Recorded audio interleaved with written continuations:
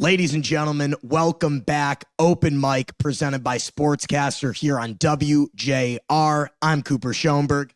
I'm Carter Lutz. We are taking over for the Johnny Kane and NFL draft coming up soon. We got a couple of hot takes coming in, and what better way to start it off than by our very own Sportscaster, Ryder Sloan.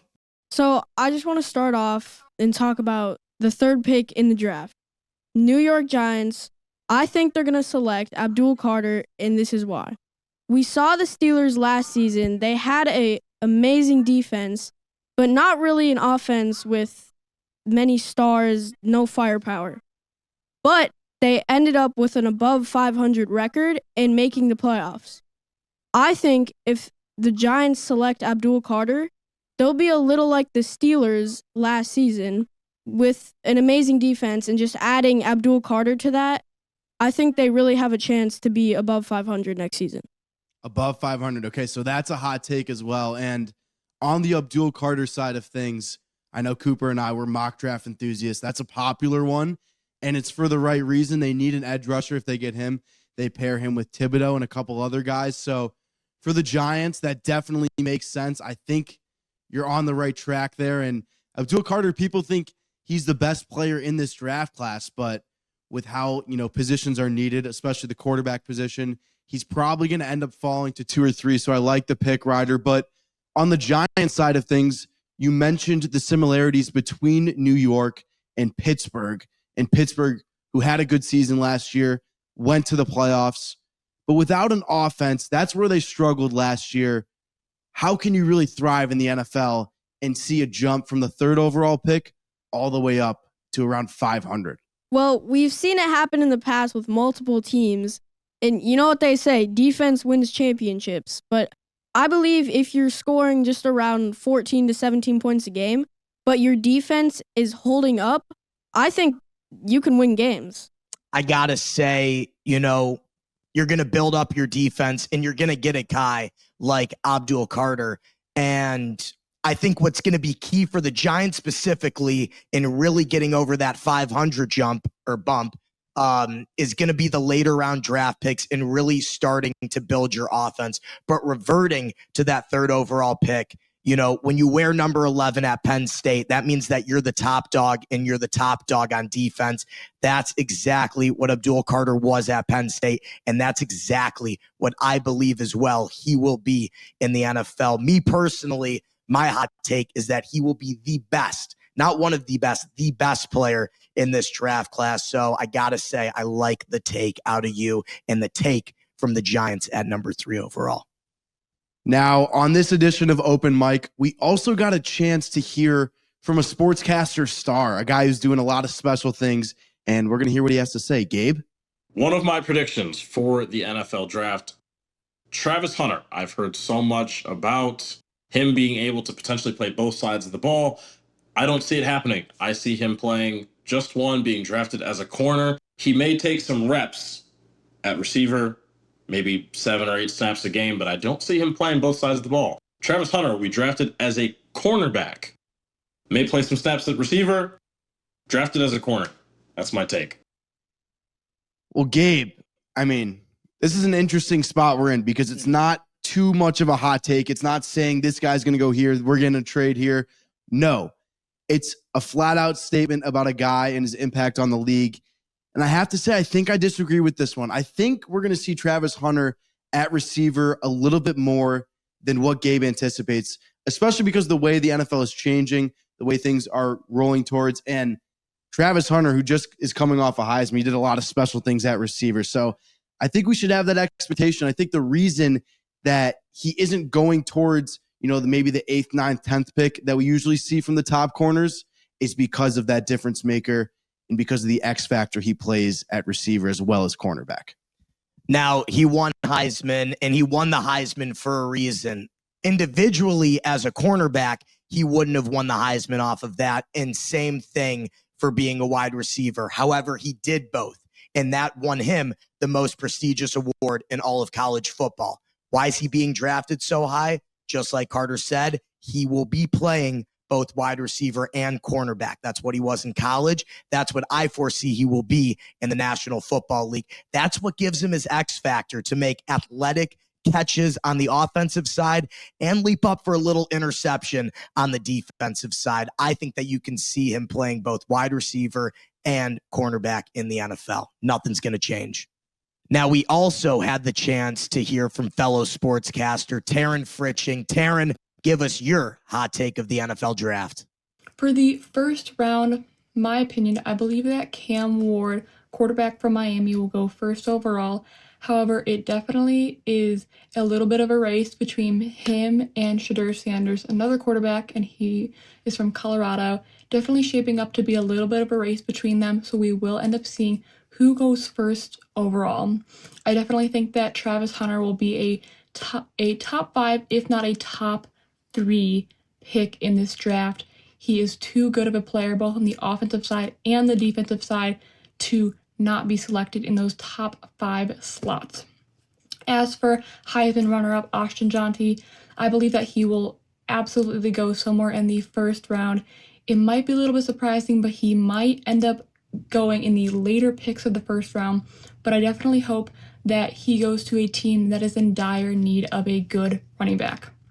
For, again, the top 5 picks, as a Michigan fan myself, I am hoping that Mason Graham goes somewhere in those top 10 picks.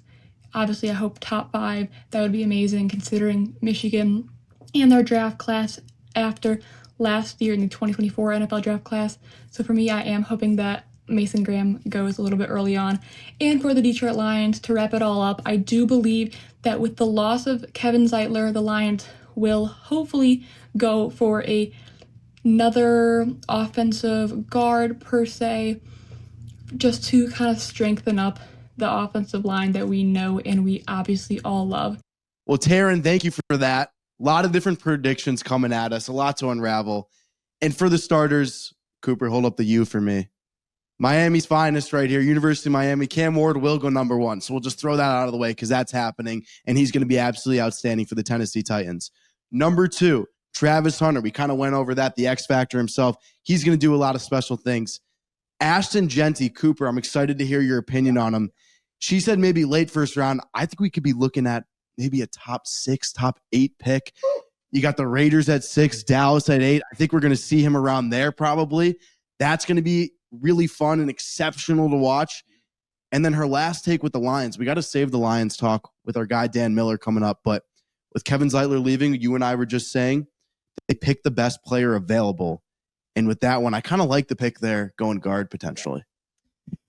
Ashton Jeanty is really interesting to me. Obviously, the Heisman runner-up. And Taryn, you talk about him going in the later picks of the first round. But I'm going to actually agree with the man to my left right here. You look at a team like the Raiders hiring Pete Carroll, and I think he's going to want to make a statement. Look, he's in Las Vegas. Go big or go home. What happens in Vegas stays in Vegas. And I think Jeanty is going to stay in Vegas for a long time. I think that they need that X factor, that explosion. Alexander Madison not really doing it for them. I think that they go with the bold pick in Ashton Jeanty. Now, talking about Mason Graham, it's really rare that you get a guy of his, size, his stature that can play so well on the D line. I think he will definitely be a top 10 to a top 15 pick. Don't know if he'll be in the single digits, but of course, definitely not one of those later picks. But it's going to be really interesting to see how those Michigan Wolverines stack up in the first round. Obviously, you got Kenneth Grant, you got Mason Graham, and you got Will Johnson. Then going for the Lions, I think exactly what we talked about. You got Brad Holmes and Dan Campbell running the helm, and they are just bold guys looking to get the best player possible. So whoever's there is there.